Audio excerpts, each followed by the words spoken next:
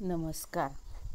इयत्ता पहिली नवीन अभ्यासक्रमानुसार विषय विभागणी, शालेय कामकाज नियोजन अशा प्रकारचे हे महाराष्ट्र राज्य शैक्षणिक संशोधन व प्रशिक्षण परिषद महाराष्ट्र यांच्याकडून हे परिपत्रक आलं आहे. दिनांक 18/6/2025 रोजीचं. विषय आहे नवीन अभ्यासक्रमानुसार इयत्ता पहिली व दुसरीसाठी विषय योजना, शालेय कामाचे दिवस, विषयनिहाय तासिका विभागणी व शालेय वेळापत्रक निश्चित करण्याबाबत. संदर्भ राज्य अभ्यासक्रम आराखडा पायाभूत स्तर व पायाभूत शिक्षण अभ्यासक्रम 2024-2 या कार्यालयाकडील परिपत्रक जावक क्रमांक विप्रा अविवितावी 3605 दिनांक 5/10/2017. 3. शासन निर्णय क्रमांक संकीर्ण 2025 प्रकरण 94 SD 4 दिनांक 16/4/2025. आणि 4था संदर्भ आहे शासन शुद्धीपत्रक क्रमांक संकीर्ण 2025 प्रकरण 94 SD 4 दिनांक 17/6/2025. राष्ट्रीय शिक्षण धोरण 2020 नुसार राज्याच्या गरजा व वैशिष्ट्ये विचारात घेऊन महाराष्ट्रासाठी पायाभूत शिक्षण अभ्यासक्रम 2024 तयार करण्यात आलेला आहे. सद्यस्थितीत संदर्भ क्रमांक 2 येथील परिपत्रक दिनांक 5/10/2017 अन्वये लागू करण्यात आलेली इयत्ता पहिली ते 10वी साठी विषयवार तासिका विभागणी राज्यात लागू केलेली आहे. तर संदर्भ क्रमांक 3 येथील 16/4/2025 रोजीच्या शासन निर्णयाद्वारे राज्यामध्ये नवीन अभ्यासक्रमाची अंमलबजावणी सन 2025-26 पासून टप्प्याटप्प्याने करण्याबाबत निर्णय घेण्यात आलेला आहे.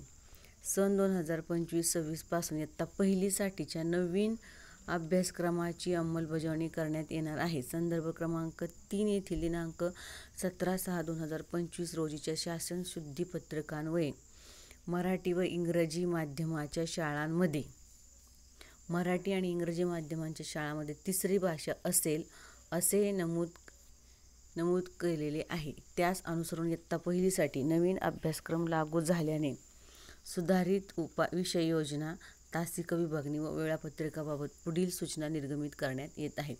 जे या वर्षापासून 2025-26 या शैक्षणिक वर्षात इयत्ता पहिलीसाठी जो नवीन अभ्यासक्रम लागू केलेला आहे त्याच्यामध्ये आपल्याला विषय योजना, तासिका विभागणी आणि वेळापत्रक कशा पद्धतीने बदल झालेला आहे ते या ठिकाणी दिलेलं आहे. सदर तरतुदी सन 2025-26 पासून आपली चालू वर्षापासूनच लागू असणार आहे.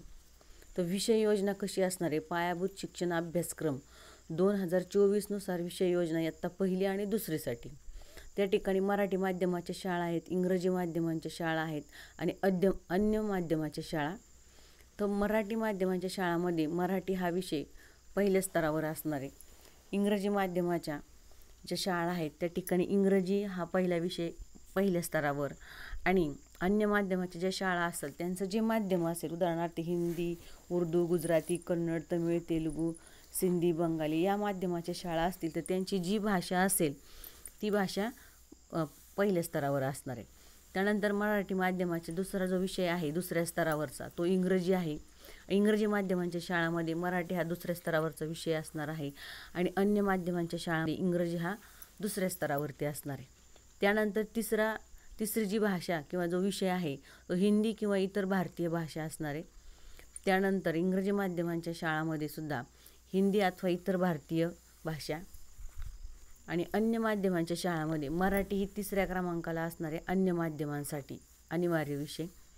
त्यानंतर चौथा विषय तिन्ही माध्यमांच्या शाळांमध्ये गणित हा असणार आहे. त्यानंतर 5वा विषय हा कला शिक्षण असणार आहे. 6वा विषय हा आरोग्य व शारीरिक शिक्षण असणार आहे तिन्ही माध्यमांच्या शाळांमध्ये. आणि 7वा आहे या ठिकाणी कार्यशिक्षण हा विषय आणि बनी स्काउट गाईड हे ऐच्छिक विषय आहेत. ज्या त्या माध्यमाच्या शाळा आपल्या स्तरावरती स्काउट गाईड हे ऐच्छिक विषय ठेवू शकतात. तर कार्यानुभव विषय यापुढे कार्यशिक्षण या नावाने ओळखला जाणार आहे. हा बदल आपल्याला आपल्या शाळेतील वेळापत्रकामध्ये आपण जे नियोजन करतो, वेळापत्रक लिहितो वर्गांचं, त्यामध्ये आपल्याला कार्यानुभवच्या ऐवजी कार्यशिक्षण असं लिहायचं आहे. आणि बनी आत्ता सांगितलं स्काउट गाईड हा विषय शाळांसाठी ऐच्छिक असणार आहे, ते आपल्याला बंधन असणार नाही. त्यानंतर विषयनिहाय तासिका आणि कालावधी, की कुठल्या विषयाच्या तासिकेला किती कालावधी असणार आहे, समजा किती मिनिटाचे असणार आहे, किंवा वर्षामध्ये आठवड्यामध्ये त्याचं नियोजन या ठिकाणी केलेलं आहे. आता पहिली व दुसरीसाठी वार्षिक दिवस व कालावधीची विभागणी पुढील प्रमाणे असणार आहे, की कामकाज वार्षिक दिवस 365 विभागणी कशी, शाळेतील अध्ययन अध्यापन कृती वर्गकार्य 210 दिवस म्हणजे आठवड्यात 6 म्हणजे 35 आठवडे, एकूण शालेय कामकाज आपलं 237 दिवस आले पाहिजे. त्यानंतर परीक्षा मूल्यांकन अनुषंगिक कृती 14, सहशालेय उपक्रम दप्तराविना शाळा 10 दिवस, आनंदाई शनिवार त्याच्यामध्ये येणार आहेत, शैक्षणिक सहल येणार आहेत, शिबिर असणारे, सण उत्सव येणार आहेत, ते वार्षिक 13 दिवस असणारे आपले, रविवार सुट्ट्या असणार आहेत, अन्य सुट्ट्या 76, असे एकूण मिळून एकूण सुट्ट्या आपल्या 128 दिवस असणार आहेत. राष्ट्रीय अभ्यासक्रम आराखडा पायाभूत स्तर 2022 NCFFS व राज्य अभ्यासक्रम आराखडा पायाभूत स्तर 2024 SCFFS मध्ये नमूद केल्याप्रमाणे संदर्भित शासन निर्णयांना त्याचबरोबर अस्तित्वात असणाऱ्या सूचनांना अनुसरून सुधारित अभ्यासक्रमासाठी इयत्ता पहिलीसाठी विषयनिहाय वेळेचे सुधारित नियोजन लागू करण्यात येत आहे. तसेच एका सत्रात भरणाऱ्या शाळा व 2 सत्रात भरणाऱ्या शाळांच्यासाठीही वेळेची विभागणी स्वतंत्रपणे देण्यात आलेली आहे.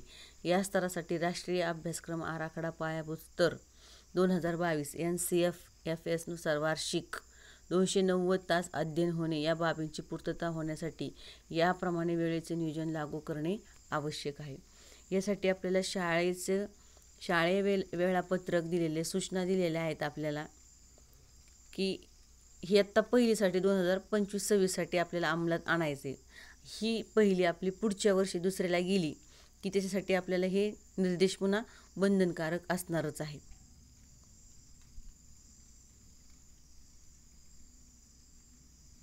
या ठिकाणी आपल्याला सूचना 1 ते 9 दिलेल्या आहेत. कशा पद्धतीने आपण आपल्या शाळेतील तासिकांची विभागणी करायची, जे आपण वार्षिक काम करणार जे आहोत,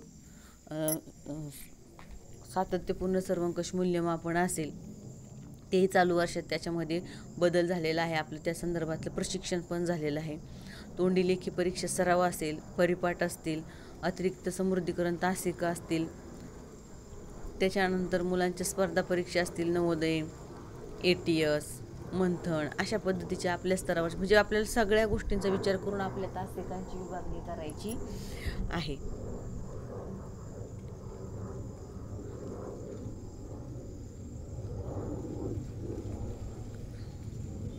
राज्य शैक्षणिक संशोधन या ठिकाणी बघा, सर्व माध्यमांसाठी आपल्याला दिलेले तासिकांची विभागणी आपल्याला कशा पद्धतीने करायची आहे. राष्ट्रीय अभ्यासक्रम आराखडा पायाभूत स्तर 2022 नुसार विषयनिहाय शालेय वेळेचे नियोजन या ठिकाणी दिले. विषय आहेत, साप्ताहिक तासिका आहेत, एका तासिकेचा सरासरी कालावधी दिलेला आहे आणि अध्यापनाचा साप्ताहिक कालावधी तास आणि अध्यापनाचा वार्षिक कालावधी तास. त्यानंतर नवीन अभ्यासक्रमासाठी विषयनिहाय सुधारित शालेय वेळेचे नियोजन या ठिकाणी दिलेलं आहे. आता हे R1, R2, R3 म्हणजे आपल्या लँग्वेज आहेत, ह्या भाषा, मराठी, हिंदी, इंग्रजी किंवा अन्य भाषा असतील त्यांच्या त्या भाषा, त्यानुसार तासिकांचं नियोजन या ठिकाणी केलेलं आहे. साप्ताहिक तासिका त्याला किती पाहिजे एका आठवड्यात, आणि एका तासिकेचा कालावधी किती मिनिटे असावा तो. समजा ग्रंथालय म्हणजे आपण 1 तासिका दिली आठवड्यातून वाचनासाठी, की मुलांना गोष्टींचे पुस्तकं वगैरे दिले, तर ते 35 मिनिटं या ठिकाणी कालावधी, आठवड्यातून तुम्ही कोणताही वार निवडू शकता आणि त्या दिवशी मुलांचं वाचनासाठी तो स्वतंत्र तासिका आपल्याला 35 मिनिटांची दाखवायची आहे.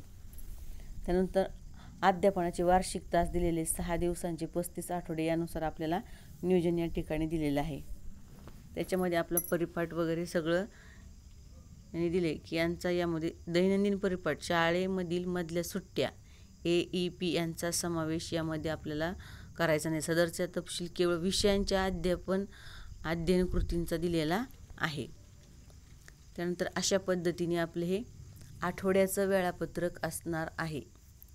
तर याच्यामध्ये एका सत्रात भरणाऱ्या ज्या शाळा असेल, सर्व माध्यमं, मराठी, इंग्रजी आणि अन्य माध्यमांच्या शाळा, या ठिकाणी अशाच पद्धतीने आपल्या वर्गाचं नियोजन असलं पाहिजे.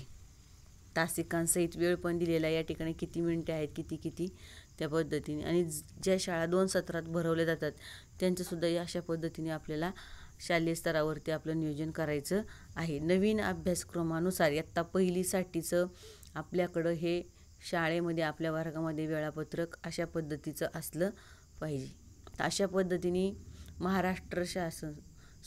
राज्य शैक्षणिक संशोधन व प्रशिक्षण परिषद महाराष्ट्र यांचं आपल्याला नवीन अभ्यासक्रमानुसार इयत्ता पहिली दुसरीसाठीचं शालेय कामकाजाचं नियोजन, विषय, तासिका विभागणी आणि वेळापत्रक अशा पद्धतीचे हे प्रपत्र प्राप्त झाले. आपल्या शालेय स्तरावर आपल्या सर्वांना हे नियोजन करायचं आहे. धन्यवाद.